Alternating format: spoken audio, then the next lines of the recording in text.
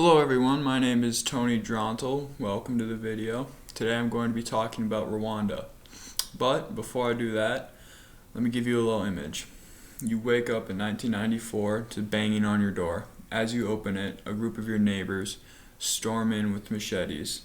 They kill everyone in your family except for your wife because they take her as a sex slave. This was a common occurrence during the Rwandan genocide of 1994. But what caused family members, friends, and even loved ones to kill ones they know?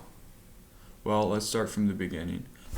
Rwanda is a small African country bordering present-day Uganda. It sits only slightly below the equator and is primarily dominated by mountains and savannas. Originally settled by the Mwa4, it was shortly settled after by the Hutus from the 5th to the 11th century. The last wave of immigration was the Tutsis, starting in the 14th century and culminating in the 16th century, with the emergence of an empire. Society after the Tutsis showed up was that of a social hierarchy, with the Tutsis being the more powerful and wealthy cattle-owning division, while the Hutus were the poorer agricultural workers. However, this did not cause problems as ethnicity during this time was fluid.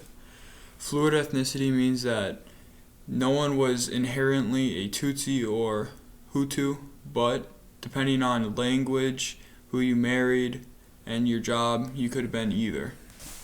Rwanda lost its independence in 1898 to Germany.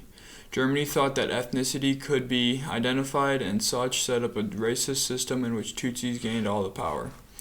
Belgium took over after World War I and kept the same racist system. This ended with the Hutu rising in 1960. This set up the first Rwandan Republic and ended with 150,000 Tutsis displaced and 20,000 killed. In 1973, the Rwandan Army Chief of Staff would start a coup to overthrow the first Rwandan Republic. He would then in place put a one-party system with policies of ethnic quotas and public service. This would mark the start of what would be known as the Second Republic of Rwanda, which would end in 1990 by the RPF. The RPF is a Tutsi organization started in 1987. April 6, 1994, the plane carrying the Rwandan and Burundi president was shot down.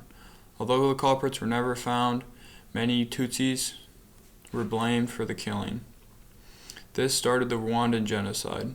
Over the next 100 days, over 800,000 Rwandans, mostly Tutsis, would be killed. Now that we got the history out of the way, let's talk about what shaped identity. One of the main things would be the first racist colonial governments which set up what was to come. During the Republic of Rwanda, racism along with soft authoritarianism helped to set up the submissive and order-following Hutus who would commit the genocide. Along with the racist propaganda played shortly before and during the genocide, did a great deal to worsen the relationship between the two. Elizabeth calls this a radio genocide, acknowledging the effect the radio had on the identity of the two. Well, how did the identity change after the genocide? Immediately after the genocide, the RPF set up a government that was focused on national unity. Along with this, courts were set up to prosecute those who had joined in the genocides.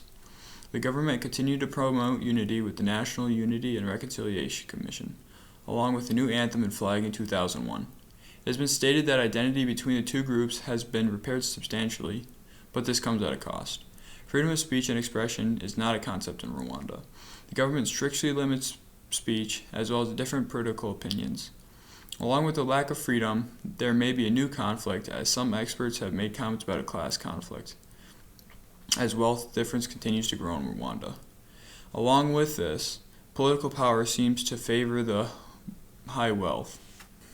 Learning about history can be fun, but what can we learn from this? Well, there are a few takeaways.